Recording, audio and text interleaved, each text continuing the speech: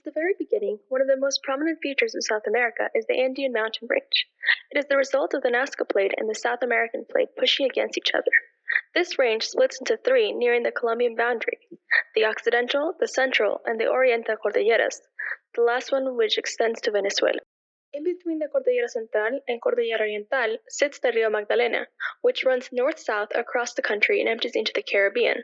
The rivers in the country are structured by the mountains and bring life to different types of biodiversity and ecoregions. Mountains, with their different heights and different climatic conditions, create layers of a variety of ecosystems. These differences lead to a variety of biomes like tundra, arid desert, savanna, and rainforest within a small horizontal area. La Sabana of Bogotá, located in a plateau at 2,600 meters on the west side of the Cordillera Oriental, is surrounded by this diversity.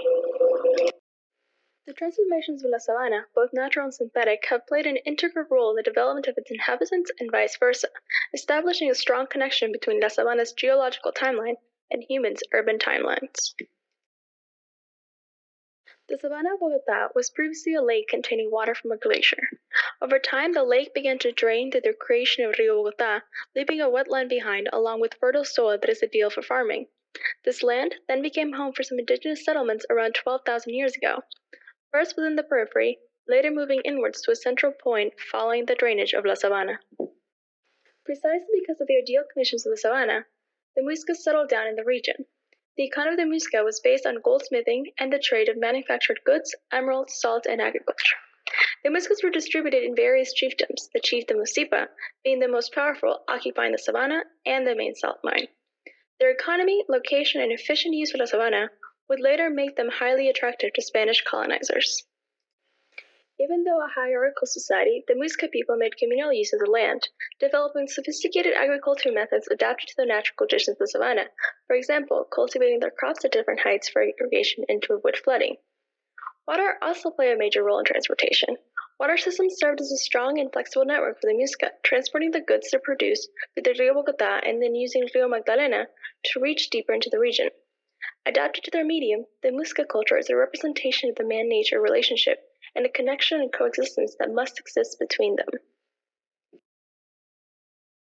With the arrival of the European colonizers by the end of the 15th century, the clash between the indigenous tribes and the Europeans generated conflict. The imposition of near-urban forms, their attempt to domesticate the land via importing of foreign crops, and their non-symbiotic attitude to land use, unknowingly began a long-standing tradition of draining the wetlands and manipulating urban and rural landscapes. Furthermore, the extraction of the resources for the benefit of the Spanish crown had detrimental effects to the development of Colombia, and the exploitation of the people settled the basis for the inequality that Colombian society faces today. The differences in urbanizing attitudes between the Spanish and the Muiscas can be observed by the respective transformations of the urban landscape. For example, the location of the indigenous city center was determined by the intersection of the sun rays from the solstices and equinoxes, whereas the Spanish mode of urbanization was an imported grid system from Europe that did not take into account local natural features. The urban settlements that arose in the colony had a strong reliance on the natural resources of the land, as small towns developed as appendages to mining centers. Under the same logic of commerce, the colonizers built the Royal Colonial Road to reach the north part of La Sabana, where the main mines were. This settled the basis for the decentralized urbanism that nowadays takes place in the Sabana. The city of Santa Fe, located towards the east of the Sabana over the Muisca settlements, was designed in a grid spanning 100 meters and developing from the main square. During the colonial era, the city of Santa Fe became an important nexus for commercial activity in the region, driving in the products from the surrounding localities. While the city benefited from commerce and financial institutions, the main economic activity of La Sabana was agriculture, which led to the unequal development of the site. In the haciendas, Black and indigenous people were exploited in large extensions of agricultural lands controlled by colonizers. Enslavement and the encomienda system are the underlying root to current racial divisions and segregation that persist in Colombia. These disparities were institutionalized by the Indies laws. These were published later in the 17th century as a means to govern in different areas in the colonized territories. Among the different books it encompassed, Book 4 refers on the characteristics of the settlements, land distribution, public works, and mining exploitation. The colonial territorial order is a reflection of these laws, having a main city and secondary rural cities in the peripheries, which remains to this day. As the main urban center, Santa Fe's population grew quickly, This led to urbanization practices that negatively impacted the surrounding ecology. The fading of rivers and waterways was inevitable with the rapid growth of the city and the agricultural activity. The demand for flour in the savanna stimulated the cultivation of wheat, generating intensive use of the land in the highlands.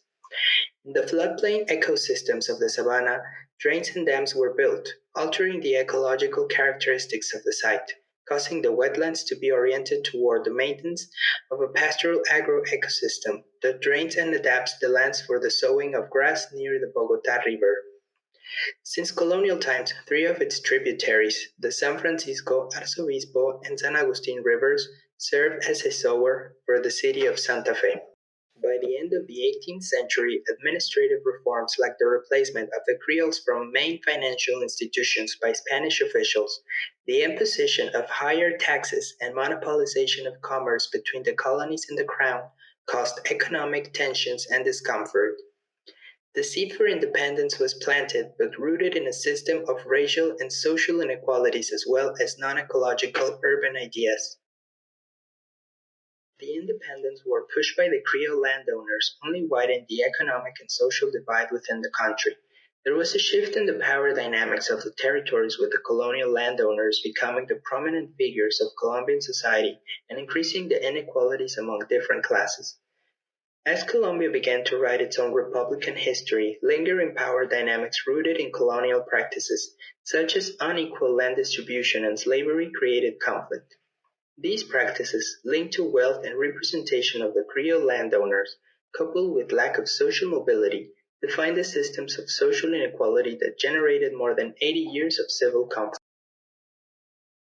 The ongoing civil conflict between the liberals and the conservatives highlighted the lack of national infrastructure and connections.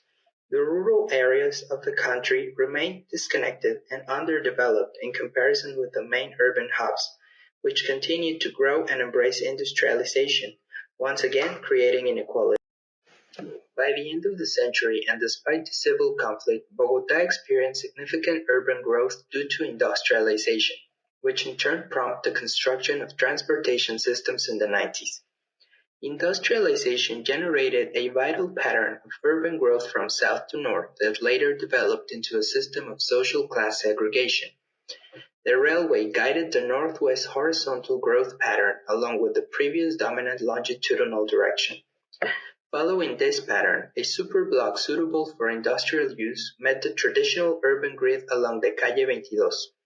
The railroads in the savanna of Bogotá followed the structure of the old bridle paths that allowed them to communicate with the regions of the country. These bridle paths were the same as those made by the Muiscas in the pre-colonial period. The introduction of the railways set up an industrial corridor not only locally but regionally, accommodating up to 30% of the national factories. The regional railways were further developed to support the success of the coffee industry, which became the main economic driver of the nation. Rise of industry, although mediated public conditions between the rural and urban sectors, mainly benefited landowners. The industrial development began a long-standing process of air and water pollution, practices that remain to this day, such as polluting rivers and relying on carbon for energy. At the same time, the start of foreign activities in the banana plantations fanned the flames of the existing civil conflict. The exploitation of workers by the foreign companies and the conflict between the colonial landowners and the rural workers who informally occupied the lands became the driving factor of the armed conflict in the countryside that defined the country. While all this happened in the rural countryside, Bogotá started to receive an influx of foreign influences that determined its urban form. First of all, the principle of CIAM that social problems could be untangled by strict functional segregation considered to design the new morphology of the city to absorb the economic growth and influx of people. With these design principles, the resulting zoning plan separated the city of Bogotá into different zones of land use. In the north, an exclusive zone of residential land, and in the south, a working-class zone. Ignited by the social conflict, these zoning plans enhanced the segregation of the population into north and south, creating physical breaches between the different social classes. Besides the zoning, other modern ideas that left a stamp on Bogotá's urban fabric were the ones coming from Corbusier's plan and the CIAM. The modern ideas embraced the introduction of the automobile into the lifestyle of the city. These considerations would lead to the expansion of streets and the construction of avenues. In Bogotá, the disappearance of the tram in the 50s would cause cars and buses to gain ground as effective means of transportation. With impressive boulevards and avenues, the design ideas from Le Corbusier made a beautiful urban design but also aligned with the segregation between the northern part of the wealthiest and the southern low-income class. The preeminence of the automobile over public transportation options cemented the breach between the north and the south of the city. The development of these plans required the intervention of the wetlands. At the beginning of the 20th century, the dissolution of the Fucha River began. In the second half of the century, the same happened with the Salitre River. Important streets and roads, as well as significant places such as churches or squares, followed the trail of the city's water footprint. The urbanization projects have led to the channeling of rivers as a way to rectify the water footprint from the city and allow for expansion. In parallel with the construction of the modern sewer system in the capital at the beginning of the 20th century, the Salitre and Tunjuelo rivers, two of Bogotá River's largest tributaries, were added to a load of organic matter of increasing proportions. Additionally, the dumping of urban domestic waste starts, with many of them coming from a fast-growing industry and agro-industrial processes in the Sabana and surrounding municipalities. In the rural lands of the nation, the civil conflict, drug trafficking, and paramilitary groups motivated massive migrations from the rural lands to the cities, and later abroad. The Civil War created an environment of violence and fear. In Bogotá, the armed conflict translated into a very dynamic growth of the areas occupied by new rural immigrants who flooded the city. This implied the densification of the traditional urban area and the proliferation of unhealthy neighborhoods, of great density and very precarious technical conditions in the east of the city. In this climate of urban expansion, the lower income classes were unable to enter the formal dynamics of the city. In the absence of adequate public housing programs, the pirate developments were the only options for most of the incoming population. The pirate urbanizers started occupying valuable agricultural land on the peripheries of the city, distributing grids on the flat land to maximize the land to sell, which explains why even the informal settlements in Bogotá are gridded. These unassisted urban developments were characterized by the absence of aqueducts and sewers, which significantly affected the health conditions of the entire city and accentuated inequality and segregation. The migration phenomenon, along with the surge of the flour industry in the Sabana and the building of the airport, were driving factors for the development of informal settlements towards the Sabana. Most of the industries in Bogotá were located on the outskirts of the city, or even in the Sabana region. Several of these companies based their location on the proximity to energy sources, especially water currents or coal mines, and some others privileged their proximity to consumption centers. This ecosystem of the savanna became instrumental to the flour industry due to its constant climate and sun exposure, allowing for year-round productions, generating employment for the incoming population, but with a severe impact on the environment. Additionally, the introduction of cattle and the use of land for grazing had a severe impact on the ecosystem of the savanna.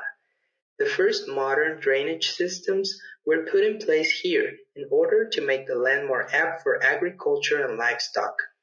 This site's water systems have been heavily manipulated by humans. Rivers were buried, canalized, and rectified in order to serve the needs of the designated land use, such as irrigation for agriculture and flour industry. The manipulation became evident in the landscape, with concrete channels and systems of locks that remain as part of the landscape to this day. The modification of the landscape included the introduction of foreign vegetation in order to help dry out the wetland, such as eucalyptus, pines, acacias, and African grass. As these vegetations are not native to the land, they didn't develop in a successful way, in consequence growing dry. These species tend to displace the native vegetation of the place, modifying even the weather and the soil properties. The need for expansion of the city has led to fragmentation of the ecosystems by the occlusion of canals and rivers under connecting roads. The accelerated growth of the city enveloped the river ring, which became part of the urban layout as it developed and expanded towards the peripheries, where the first factories began to be built. These were buildings around the river basin, and the first signs of contamination became evident. Under these circumstances of inequality and unassisted development, Bogotá found itself in the need of a change of pace in order to provide the lower-income sectors of the city of services and infrastructure, to establish physical connections between the different sectors of the city, reduce inequality, and to protect its ecosystems.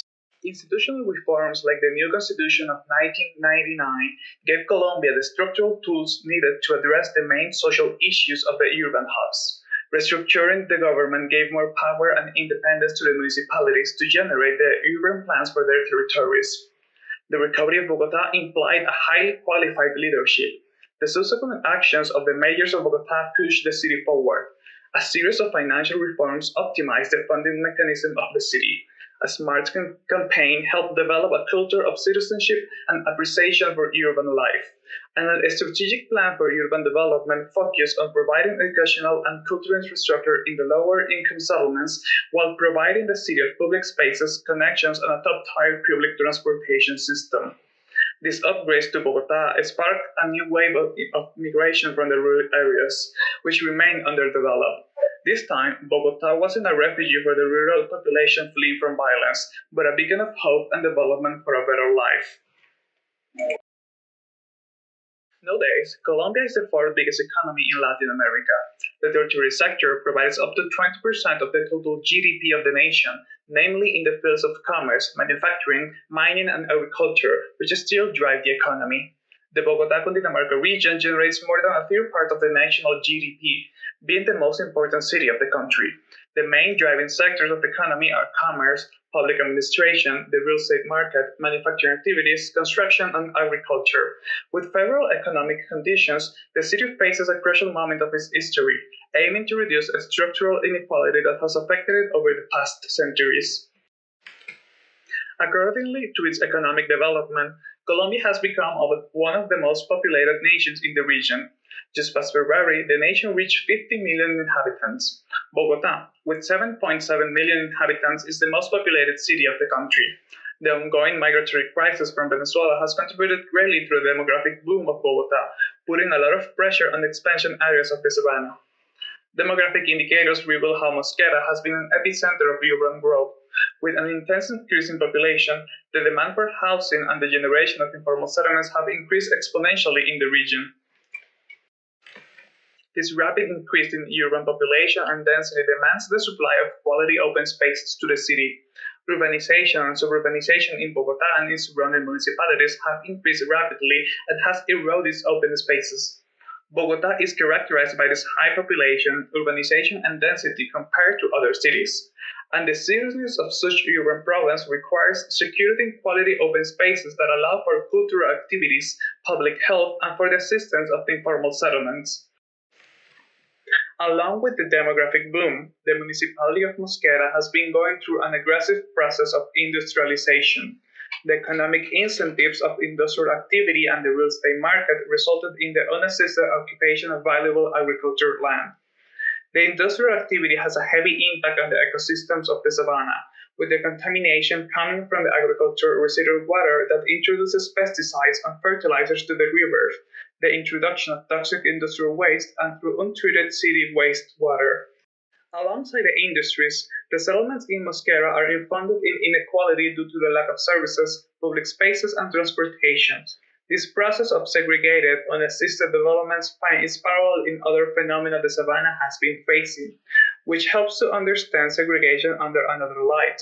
The suburban complexes, closed neighborhoods located on private roads and surrounded by large green areas are also segregational. These complexes are completely isolated from public and pedestrian access and are located primarily on the outskirts in the savannah, being a result of private initiatives maximizing the profit of real estate operations. The main difference between these two types of developments is the level of public assistance they get. This showcases how segregation isn't a consequence of informal development itself, but of the lack of a holistic vision of the development of the city, and how inequality has been institutionalized within Colombian society. Another symptom of the systematic inequality that affects Mosquera is the lack of an official transport system. The Transmilenio isn't up to the demands of the city. The routes of the system stays within the limits of the Bogotá district, leaving the citizens from the savannah without official public transportation to connect their peripheral settlements to the urban dynamics, enhancing social segregation. As with the Transmillennium transport system, other institutional mechanisms that once helped the recovery of the city have become perpetrators of segregation. The cross-subsidy scheme of the certification system, implemented in the 90s, has been highly criticized, mainly due to the methodological problems and the social impact. People of low strata do not usually visit the areas of high strata of the city, and vice versa, which translates into reduced social mobility and division within Colombian society. Under these circumstances of segregation and inequality, Bogotá prepares for the future. In order to design public policies that benefit the Department of Cundinamarca and the District of Bogotá to the same extent, the Congress in past June created a new constitutional norm that originates the Bogotá-Cundinamarca metropolitan region. This legal framework allows for agreements to be made with its neighboring municipalities on issues of mobility, food, budget, security, public services, and various issues that have had a negative impact on citizens due to the lack of articulation between the capital and its neighboring municipalities. These plans include the implementation of new transport systems to help the integration of the metropolitan region. Nowadays, Calle 13, the main urban corridor that connects Bogotá with Mosquera, mobilizes up to 40% of the intermunicipal traffic of the region, which includes industrial, public, and particular transportation, becoming a main issue for the population of the savannah. Expected to start operations in 2024, the proposal is the Regiotran de Occidente, a light train that will go over the existing trackways and connect the municipalities of Facatativá, Madrid, Mosquera, and Funza with the center of Bogotá, integrating it to the future metro system and enhancing urban connectivity.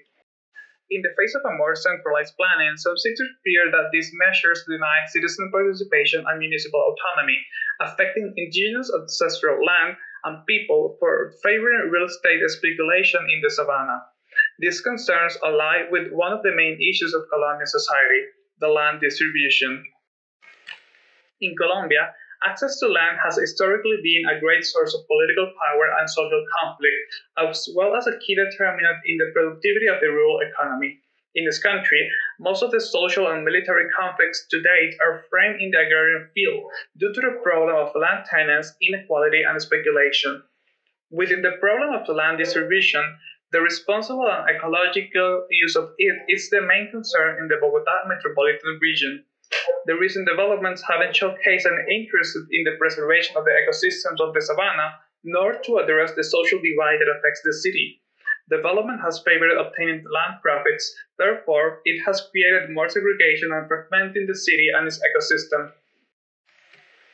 With all this in mind, Bogotá needs more than a metropolitan scope for its development. It is necessary to understand the supporting activities that ecosystems provide us in terms of food, water, and oxygen. It is important to acknowledge that these systems surpass political boundaries and have a great impact on the quality of life of the whole city. An holistic approach to the wetlands could be the key to reduce inequality. The creation of an ecosystem that favors self-producing habitats and economies could allow people to mature properly and to integrate themselves to the dynamics of the formal city. The preservation of the ecosystem of the savannah and the system of its developments becomes not only an ecological crusade, but a matter that could define the lives of millions of incoming citizens that come looking for better opportunities in Bogotá. In order to overcome the structural segregation between Bogotá and La Sabana, it is necessary to deconstruct the institutions that have perpetrated inequality and to recover the sense of harmony the ancient indigenous people used to have within their societies and with their environment, a sense of habitat and balance.